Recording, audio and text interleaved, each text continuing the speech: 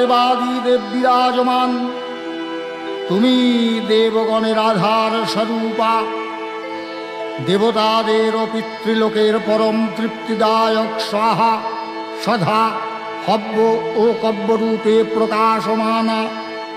হে মা কালী, হে মা বিশ্বজননী, তোমার শরণাগত ভক্তের প্রতি তোমার আশিস প্রতিনিয়ত ভক্ত মস্তকে যেন বর্ষিত হয়।